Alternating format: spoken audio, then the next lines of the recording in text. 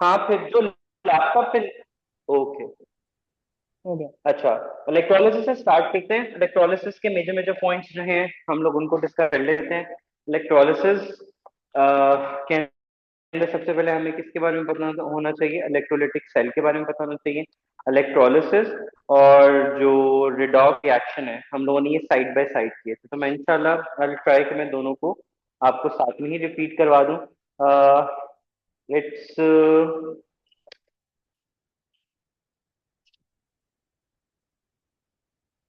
Electrolysis में सबसे पहला पॉइंट आप लोगों को क्या पता होना चाहिए, जो मैंने आप लोगों को बोला हुआ है कि ये वो हमारे पास क्या होता है?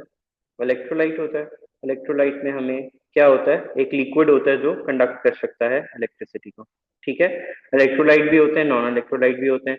नॉन इलेक्ट्रोलाइट जो है वो नॉन कंडक्टर होंगे, इलेक्ट्रोलाइट जो है वो कंडक्टर्स होंगे हमारे पास। ठीक है। उसके बाद पहला जो मेन पॉइंट हमें पता होना चाहिए वो क्या है? एनोड और कैथोड। ठीक है। एनोड हमारे पास, एनोड के ऊपर कौन से आइंस जाएंगे? एनाइंस जाएंगे।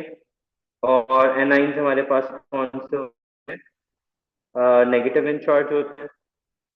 एनोड की जब भी इक्वेशन बनेगी वो आएगी, फॉर एग्जांपल मैं क्लोरीन की इक्वेशन लेता हूँ, तो Cl2 + 2 इलेक्ट्रॉन्स। ठीक है। इलेक्ट्रॉन्स लूज होते हैं एनोड के ऊपर जाके, तो लॉस ऑफ इलेक्ट्रॉन हमारे पास क्या होता है? ऑक्सीडेशन होता है। ठीक है। जो कैथोड होता है हमारे पास, कैथोड इज बेसिकली कैटाइंस होते हैं हमारे पास वहां पे। और कैटाइंस हमारे पास क्या होते हैं? पॉजिटिव आइंस होते हैं, क्योंकि वो कैथोड की तरफ जाते हैं और वो हमेशा इलेक्ट्रॉन को क्या करेंगे? एक्सेप्ट करेंगे।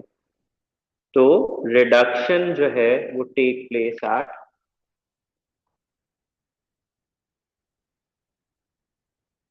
अब जो मास सेविंग टेक्निक है उसमें सबसे पहले आपने क्या चीज अपने माइंड में रखनी है कि जो कैथोड की इक्वेशन होगी उसमें इलेक्ट्रॉन, सॉरी एनोड की जो इक्वेशन होगी उसमें इलेक्ट्रॉन हमेशा हमारे पास राइट हैंड साइड पे होंगे, और जो कैथोड की इक्वेशन होगी उसमें इलेक्ट्रॉन हमेशा लेफ्ट हैंड साइड पे होंगे।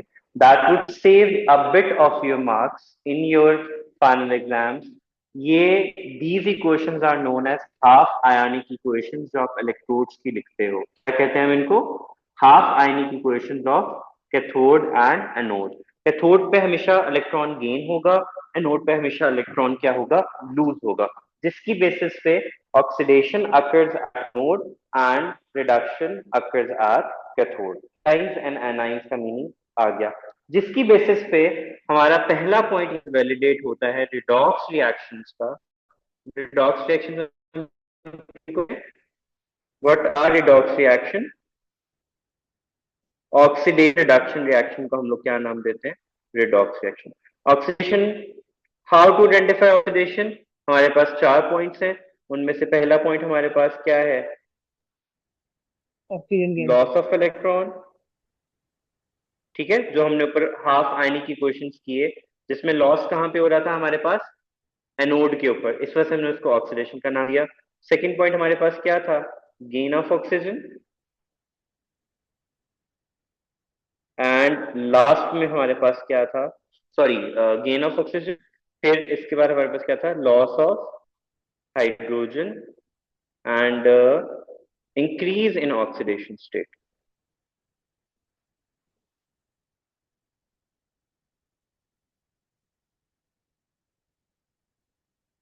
ठीक है। अब लॉस ऑफ इलेक्ट्रॉन तो हमने बोल लिया। अगर कोई एटम ऐसे है,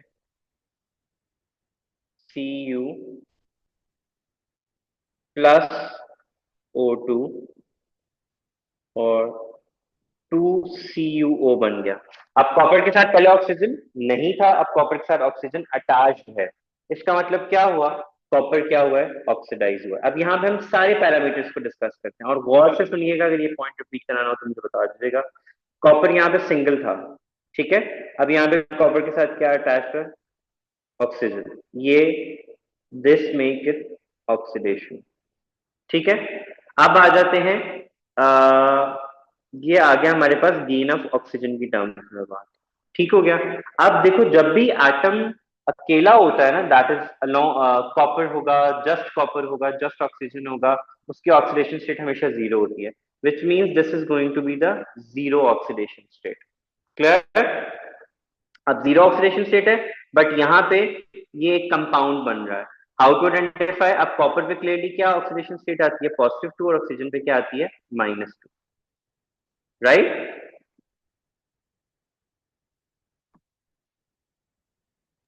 थोड़ा सा इसको ऐसे कर लो. अच्छा, अब देखो, ये 0 से +2 में गया, तो ये क्या हुआ हमारे पास? Increase in oxidation state, which means again identify करवा रहा है कि कॉपर क्या हुआ है? ऑक्सीडाइज हुआ है. अब हम ऑक्सीजन पे जाते हैं. ऑक्सीजन को देखो, वो 0 से -2 में गया है, विच मीन्स ये क्या हुआ है? Decrease in oxidation state.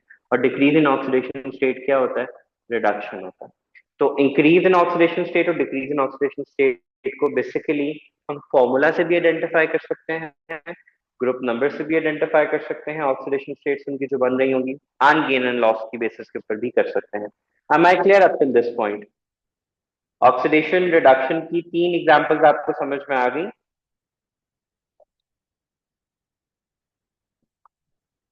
Is there any point you want me to repeat?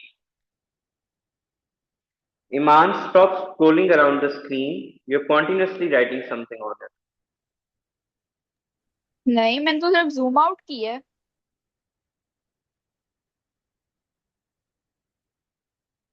Okay, अब आ जाते हैं हाइड्रोजन के ऊपर. For example, I have H, ये बहुत लाइट कलर है, let me go and dark colour.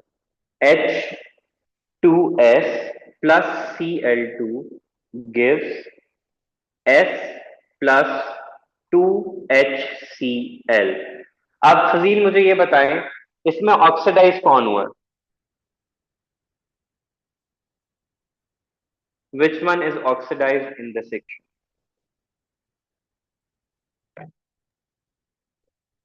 S. And how do we identify that? क्योंकि S has lost the hydrogen. S ने क्या है? हाइड्रोजन को क्या किया है? लूज किया है. This means it is oxidize. अब चलते हैं, और क्लोरीन ने हाइड्रोजन को गेन किया है. दिस मीन्स ये क्या हुआ? ये रिड्यूस. ये तो हो गई हाइड्रोजन की टर्म में बात. अब आते हैं ऑक्सीडेशन स्टेट की टर्म. हाइड्रोजन के ऊपर क्या है? +2 का चार्ज, और सल्फर पे क्या है? -2 का चार्ज. यहाँ पे क्लोरीन अलोन है, तो उस पे ऑक्सीडेशन स्टेट क्या होगी? 0. ठीक है, जैसे मैंने आपको बताया, कोई भी एलिमेंट अलोन स्टेट में होगा, उसकी ऑक्सीडेशन स्टेट हमेशा क्या कंसिडर की जाएगी? 0 कंसिडर की जाएगी. अब आ जाते हैं to the right hand side of the equation.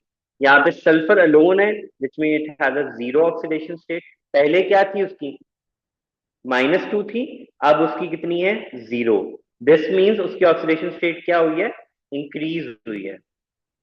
ठीक है, बिकॉज जब नेगेटिव से पॉजिटिव पे आएगा तो it is considered as an increase. तो सल्फर -2 से इट हैज शिफ्टेड टू 0. जैसे देखो, हमें कैसे पता -2 पे था? राइट हैंड साइड पे वो हाइड्रोजन के साथ था. जब -2 की ऑक्सीडेशन स्टेट क्यों पता है इसके अंदर है? उसका रीजन ये है कि ये 2 जो है ऑब्वियसली क्रॉस मल्टीप्लाई हुआ होगा इसके साथ. तो -2 to 0, which means increase in oxidation state आया. तो ये अगेन किसका आइडेंटिफाई करा रहा है? ऑक्सीडेशन को. Cl2 जो था, या Cl जो था, उसकी 0 ऑक्सीडेशन स्टेट थी, but now it has a -1 oxidation state. Oxidation state क्या हुई? डिक्रीज हुई. और decrease in oxidation state is considered as reduction. ठीक हो गया? Do we have any confusion regarding oxidation and reduction? If there is any point, please go ahead. Sir oxidation state और valency में फर्क बता रहे हैं. यार, ऑक्सीडेशन स्टेट जो होती है ना, वो आप लोगों ने एक कंपाउंड के अंदर उसके ऊपर क्या चार्ज आ रहा है, दैट इज ऑक्सीडेशन स्टेट. ठीक है. वैलेंसी नॉर्मली हमारे पास जो एक आयंस के केस में होता है, या ग्रुप नंबर से जो हमें चीजें आ रही होती है ना, that is considered as valency, जो कि ग्रुप नंबर से हमें पता चलती होती है. ऑक्सीडेशन स्टेट अगर अगर चीट नोट की टर्म में बात करें तो वो यही होता है कि कंपाउंड में उसकी क्या इलेक्ट्रॉन गेन एंड लॉस हुआ. ठीक है। Okay. Normally, oxidation state is dealt with respect to the loss of or gain of electron, और वो रिक्वायरमेंट के ऊपर होता है वैलेंसी जो होती है। इसके अलावा कोई क्वेश्चन है? Anyone can, who is recording the meeting? मैं कर रहा हूँ recording. Okay, stop the recording for अ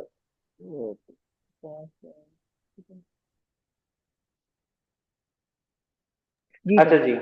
तो ऑक्सीडेशन, जब हम इलेक्ट्रोलिस ऑक्सीडेशन रिडक्शन हमारा डिटेल में हो गया, आप चलते हैं हम लोग अपने नेक्स्ट पार्ट में जो हम इलेक्ट्रोलिसिस में बात कर रहे थे।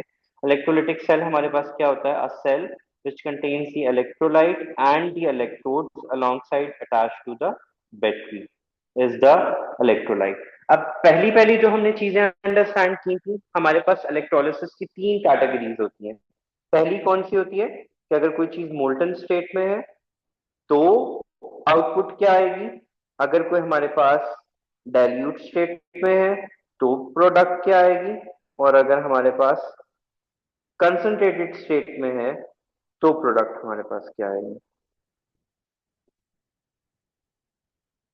जब भी मोल्टन स्टेट में होगा तो हमारे पास फिक्स प्रोडक्ट्स होंगी। For example NaCl molten state में है तो हमारे पास Na जो है वो कैथोड पे जाएगा और Cl जो है वो एनोड पे जाएगा, ये फिक्स है।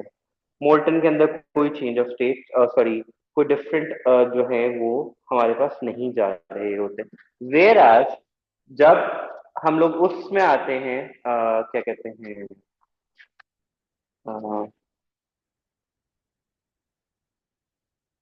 डाइल्यूट एंड कंसंट्रेटेड की स्टेट में आते हैं। डाइल्यूट एंड कंसंट्रेटेड की स्टेट के अंदर हम लोगों ने ये देखना होता है। अच्छा, डाइल्यूट एंड कंसंट्रेटेड स्टेट के स्टेट का मतलब यही होता है कि हमारे पास जो है समथिंग वाटर में सॉल्युबल है, तो दो आयंस उसमें फिक्स होंगे, H positive and OH negative, दोनों में फिक्स होंगे।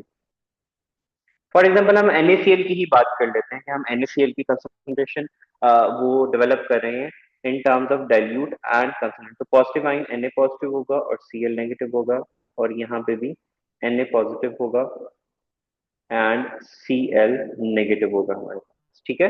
अब जो पॉजिटिव आयन होता है ना, उसमें हमेशा जो लीस्ट रिएक्टिव होगा वो इलेक्ट्रोड पे जाता है पॉजिटिव आयन में, और जो नेगेटिव आयन होता है उसमें से जो मोस्ट रिएक्टिव होगा वो हमेशा इलेक्ट्रोड पे जाता है। क्या हम इतना पॉइंट ध्यान में रख सकते हैं कि जो पॉजिटिव आयन होगा that would go towards the, उसमें सॉरी, हमारे पास अगर दो पॉजिटिव आइंस हैं तो दो पॉजिटिव आइंस के अंदर जो लीस्ट रिएक्टिव होगा हमेशा वो जाएगा एनोड के ऊपर, सॉरी इलेक्ट्रोड के ऊपर, और जो ऑन दी कॉन्ट्रेरी हमारे पास नेगेटिव आइन है, तो अगर दो नेगेटिव आइन है तो उन दो नेगेटिव आइन में जो मोस्ट रिएक्टिव होगा वो किस पे जाएगा? इलेक्ट्रोड के ऊपर जाएगा। अब नेगेटिव आइन है तो ऑब्वियसली वो एनोड पे जाएगा, तो हम कह सकते हैं कि एनोड पे हमेशा मोस्ट रिएक्टिव जाएगा और कैथोड पे हमेशा कौन सा जाएगा? लीस्ट रिएक्टिव जाएगा। अब how to decide which is least reactive and most reactive in positive and negative ion? तो आप लोगों को याद होगा कि पॉजिटिव और नेगेटिव आइंस में मैंने आप लोगों को एक छोटी सी रिएक्टिविटी सीरीज याद करवाई थी। पॉजिटिव आइन के केस में रिएक्टिविटी सीरीज क्या थी हमारे पास? के लास्ट वाले बस मेंबर्स हमने याद कर लेने। कौन से थे वो? Hydrogen, copper and silver. क्या अगर हाइड्रोजन एंड कॉपर होगा तो कॉपर जाएगा, कॉपर एंड सिल्वर होगा तो सिल्वर जाएगा, हाइड्रोजन एंड सिल्वर होगा तो भी क्या जाएगा? Silver. And why is that? Because hydrogen is more reactive than copper and silver. तो ये तीन अगर हमारे पास प्रेजेंट हैं तो इनमें से ये आएगा। अगर फॉर एग्जाम्पल इन तीन को आप लोगों ने याद कर लिया, मैं इस फॉर एग्जाम्पल मैं कहता हूं कॉपर एंड गोल्ड है, ठीक है, तो मैंने पढ़ा हुआ है कि कॉपर ने, अगर हाइड्रोजन कॉपर एंड सिल्वर के अलावा कोई भी है तो वो डिपॉजिट नहीं होंगे, अगर इनमें से कोई होगा तो वो डिपॉजिट होगा। और किस तरीके से डिपॉजिट होगा कि अगर हाइड्रोजन प्रेजेंट है तो कॉपर डिपॉजिट होगा, कॉपर प्रेजेंट है और कॉपर और सिल्वर प्रेजेंट है तो सिल्वर डिपॉजिट होगा, क्योंकि silver is the least reactive one. Am I clear up till here? Sir और गोल्ड नेगेटिव आइन, डिपॉजिट क्यों नहीं होगा? दोबारा बता दो सर।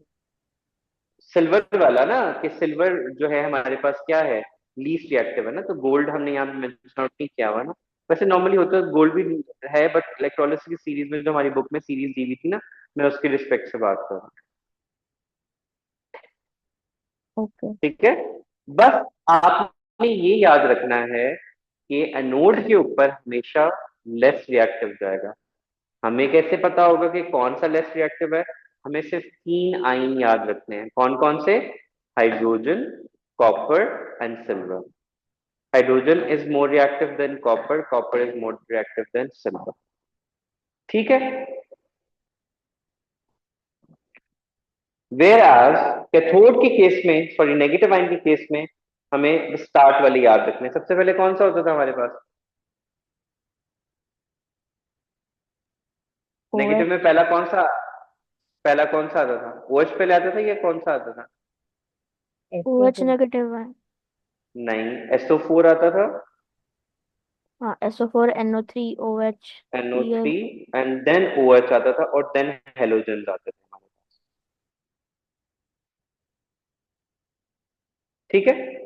अब नेगेटिव आइंस में हमने क्या बात की है? हमेशा मोस्ट रिएक्टिव जाएगा। यानी अगर ये 3 आइंस हैं तो SO4 के कंपैरिजन में मैं ना वो भी लगा देता हूँ, वो ब्रैकेट्स नहीं होती क्रोकोडाइल वाली, वो लगा देता हूँ। SO4 NO3 यहाँ पे, ये ये ठीक है। अब SO4 और NO3 में कौन ज्यादा रिएक्टिव है? NO3। NO3 जाएगा। NO3 और OH में कौन रिएक्टिव है? OH, तो OH जाएगा। इन 3 को याद कर लो, इसके अलावा जो भी होंगे वो जाएंगे।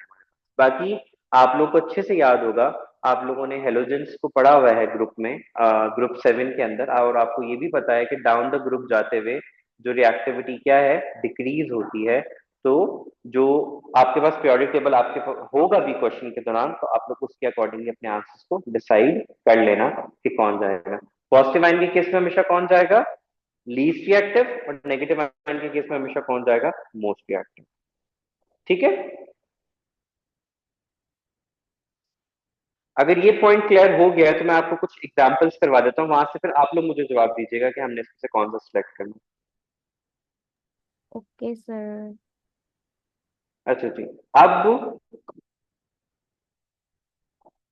मेरे पास आइन है, पॉजिटिव में हमारे पास है H पॉजिटिव, OH नेगेटिव तो फिक्स होगा, डाइल्यूट और उसके केस में NaCl। मैं इसकी डाइल्यूट की एक दफा रिएक्शन करके दे देता हूँ और एक दफा वो।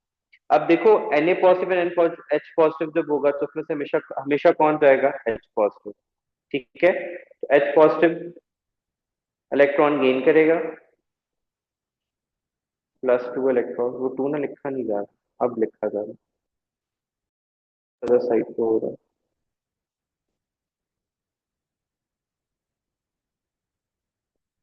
2 +2 इलेक्ट्रॉन गिव्स H2।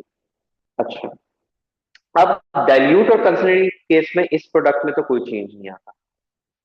ठीक है, बेशक कोई भी हो, NaCl हो, NgCl2 हो, CaOH2 हो, या जो भी हो, हमारे पास डाइल्यूट पॉजिटिव आयन के केस में नॉर्मली ये नहीं, हाँ, अंटिल कॉपर या वो ना आ रहा हो, सिल्वर ना आ रहा। नेगेटिव केस में, डाइल्यूट के केस में Cl नेगेटिव की कंसंट्रेशन चूंकि कम होती है तो OH डोमिनेट कर जाता है, तो हमारे पास इक्वेशन बन जाती है 4OH negative gives 2H2O +O2 +4 electron. Dilute के केस में नॉर्मली हमेशा यही इक्वेशन बनेगी दो। ये कौन सी वाली होगी? कैथोड वाली। और ये क्या वाली होगी? एनोड। ये आप बेशक याद ही रख लो कि एनोड और कैथोड प्रोडक्ट आएगी। लेकिन अगर यहीं पे कंसंट्रेटेड होता तो मैंने आपसे बोला कि पॉजिटिव आयन की इक्वेशन तो वही रहेगी, 2H +2 electron gives H2। Negative के केस नेगेटिव आयन के केस में अब हमारे पास क्या आएगा? 2Cl negative gives Cl2 +2 electron. अब हमने Cl2 को कंसंट्रेटेड में क्यों चूज किया?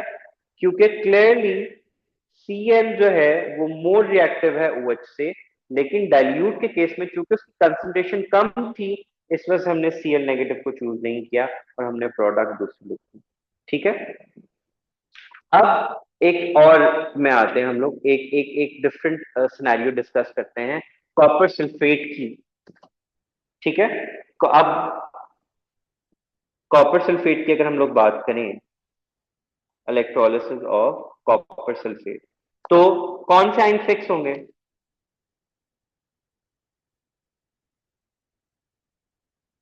आयन कौन सा वाला फिक्स होगा? सॉरी, पहले हम आयन डिसाइड कर लेते हैं कौन कौन सा होगा। H positive, OH negative, Cu positive and SO4 negative. अच्छा जी, अब मुझे ये बताएं, हमने अभी अभी ऊपर डिसाइड किया था, अब कॉपर और H दोनों प्रेजेंट है, कौन सा आयन डिपॉजिट होगा? जब H और कॉपर दोनों प्रेजेंट हो, कौन सा आयन डिपॉजिट होता है? कॉपर। कॉपर। ठीक है, कॉपर पॉजिटिव 2, ये 2 इलेक्ट्रॉन गेन करेगा और एज अ कॉपर क्या हो जाएगा? डिपॉजिट हो जाएगा। SO4 और OH नेगेटिव में से कौन ज्यादा रिएक्टिव है? मैं ऊपर ले भी जाता हूँ, देख के चलो जवाब दे दो। SO4 और OH नेगेटिव में कौन ज्यादा रिएक्टिव है? OH। OH। ठीक है, तो OH क्या होगा हमारे पास? डिपॉजिट हो जाएगा। और OH की हमेशा इक्वेशन क्या रहनी है? मैंने आपको कहा ये रट लो बस, 4OH negative gives 2H2O plus O2 plus 2 electron. ठीक है, तो मैं एक दफा ना वर्बली रिपीट कर देता हूं ये इंपॉर्टेंट पॉइंट्स। जब भी इलेक्ट्रोलिसिस की बात होगी, 3 कैटेगरीज होती हैं, molten, dilute and concentrated. Molten के केस में आपके पास जो भी कंपाउंड होगा उसका respective positive and negative ion he deposit होगा। ठीक है, डाइल्यूट के केस में सिनेरियो जो बनता है वो ये बनता है कि डाइल्यूट और कंसंट्रेटेड एक्वस सॉल्यूशंस में 2 कैटेगरीज होती हैं। एक्वस सॉल्यूशन का मतलब होता है कि वाटर में अगर आपने कोई कंपाउंड ऐड किया हुआ है ना, तो एक्वस सॉल्यूशन के केस में हमारे पास दो स्टेट्स होती हैं, एक डाइल्यूट की होती है, एक कंसंट्रेटेड होती है। डाइल्यूट के स्टेट में वाटर की कंसंट्रेशन ज्यादा होगी और कंसंट्रेटेड के स्टेट में सोल्यूट की कंसंट्रेशन ज्यादा होगी। सोल्यूट जो है जो भी हमारे पास रिस्पेक्टिवली होगा, तो पॉजिटिव आयन के केस में हमेशा लेस रिएक्टिव डिपॉजिट होता है और नेगेटिव आयन के केस में हमेशा मोस्ट रिएक्टिव डिपॉजिट होता है। H positive is more reactive than copper is than silver। ये सीरीज आपने पॉजिटिव के लिए बस याद रखनी है, H positive, copper and silver. और नेगेटिव आयन के केस में आपने 3 बस याद रखने हैं, कौन कौन से? SO4, यार एक ना यहाँ पे रेस करने की ऑप्शन नहीं आ रही है, SO4, NO3 and OH negative. बस ये 3 बच्चों आपने याद रखने हैं। पॉजिटिव के केस में ये कि जो लीस्ट रिएक्टिव होगा हमेशा वो डिपॉजिट होगा, और नेगेटिव आयन के केस में जो मोस्ट रिएक्टिव होगा हमेशा वो डिपॉजिट होगा। इसके बाद क्या आ जाते हैं? हेलोजेंस आ जाते हैं, और इनमें तो कोई भी इसके अलावा पॉजिटिव आयन आएगा वो डिपॉजिट नहीं होगा। क्यों? क्योंकि आप मेटल रिएक्टिविटीज पढ़ चुके हैं। मेटल रिएक्टिविटी आपने पढ़ा था कि जो मोर रिएक्टिव होता है वो हमेशा जो है जो मोर रिएक्टिव मेटल होता है it always tend to stay as an ion rather than as an atom. ठीक है, अगर यहां तक बात हो गई हो तो हम इलेक्ट्रोलिसिस के 2 इंपॉर्टेंट सेक्शंस डिस्कस कर लें, विच वाज इलेक्ट्रोप्लेटिंग और दूसरा क्या है? Electro refining. और इनमें हमें इनके स्ट्रक्चर जरूर याद होने चाहिए, यानी इनका इलेक्ट्रोलिटिक सेल कैसे बनेगा हमें वो जरूर पता होना चाहिए। रेडी? जब हम इलेक्ट्रो रिफाइनिंग की बात करते हैं तो हमेशा जो इम्प्योर होता है उसको क्या हमने बनाना होता है? इलेक्ट्रो रिफाइनिंग में हमारे पास जो इम्प्योर होगा वो हमेशा क्या बनेगा? एनोड। और जो प्योर होगा वो हमेशा क्या बनेगा? कैथोड। और आइंस हमेशा इम्प्योर से प्योर पे जाके डिपॉजिट होंगे, दैट इज जो एनोड होगा वो यूज हो जाएगा और कैथोड क्या हो जाएगा? उसका मास इंक्रीज हो। क्या हम इतना पॉइंट अपने जहन में याद रख सकते हैं? अभी रिपीट कर देता हूं, इलेक्ट्रो रिफाइनिंग में इम्प्योर हमेशा एनोड बनेगा और प्योर हमेशा क्या बनेगा? कैथोड बनेगा, और आयंस की डेपोजिशन हमेशा फ्रॉम एनोड टू कैथोड होगी, कि एनोड जो है वो यूज अप हो जाएगा और कैथोड हमारे पास क्या हो जाएगा, उसका मास ओवरऑल इंक्रीज हो जाएगा। अब इसमें एक और चीज का याद रखनी होती है कि दोनों इलेक्ट्रोड सेम मटेरियल के होंगे, यानी अगर हम कॉपर की रिफाइनिंग कर रहे हैं तो दोनों ही कॉपर के बने हुए होंगे, कैथोड भी और एनोड भी। बस फर्क इतना होगा, ये इम्प्योर होगा और ये वाला क्या होगा, प्योर होगा। जब दोनों ही कॉपर के बने हुए हैं तो इनकी आयनिक की क्वेश्चन भी हमेशा सेम ही रहेगी। For example Cu positive 2 plus 2 electron gives Cu and Cu is equal to Cu plus 2 electron। अब इन हाफ आने की क्वेश्चन में से देखते हुए मुझे ये बताओ, वन किसको शो कर रही है, वन किसकी इक्वेशन को शो कर रहा है एंड टू किसकी इक्वेशन को शो कर रहा है, यानी इनमें से एनोड की इक्वेशन कौन सी और कैथोड की इक्वेशन कौन सी है? नोट की 2 है। क्या सेकंड वाला एनोड। बेटा, एनोड पे हमेशा कौन सा आइन जाता है, पॉजिटिव आइन जाता है, तो वन एंड टू में से पॉजिटिव आइन किस में जा रहा है? One sir one.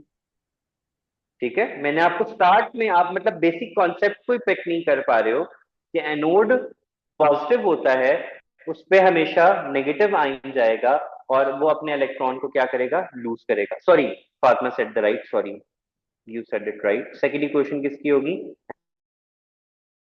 एनोड की, और ये कौन सी होगी, कैथोड की। आई एम सॉरी, मैंने गौर से नहीं सुना। तो हाफ आयनिक इक्वेशन हमारे पास रिडॉक्स एंड वो।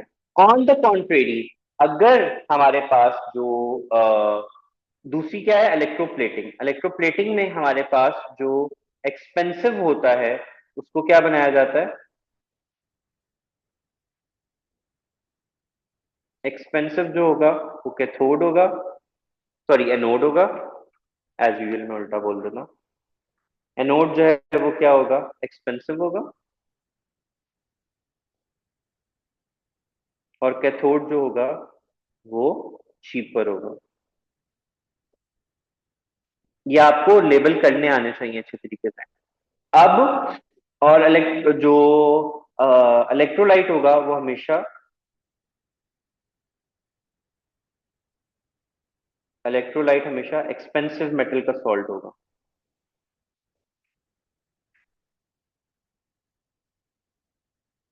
इसमें जो इलेक्ट्रो रिफाइनिंग होता है, तो जिस मेटल की रिफाइनिंग हो रही होती है उसी का सॉल्ट होता है। फॉर एग्जाम्पल अगर हम कॉपर यहाँ पे रिफाइन कर रहे थे तो कॉपर का ही सॉल्ट यूज होता है। इलेक्ट्रो जो प्लेटिंग होती है उसमें जो एक्सपेंसिव है वो एनोड। फॉर एग्जाम्पल मैं गोल्ड की प्लेटिंग कर रहा हूँ तो गोल्ड का ही सॉल्ट यूज करूंगा, गोल्ड एनोड बनेगा और कैथोड जो है वो हमारे पास बनेगा। फॉर एग्जाम्पल, अच्छा, इन दोनों में कॉमन ये चीज होती है कि इलेक्ट्रोलाइट के अंदर, सॉरी इलेक्ट्रोप्लेटिंग एंड इलेक्ट्रोरिफाइनिंग दोनों में हाफ आयनिक इक्वेशन सेम होती है, यानी दोनों साइड से सेम इक्वेशन ही लिखी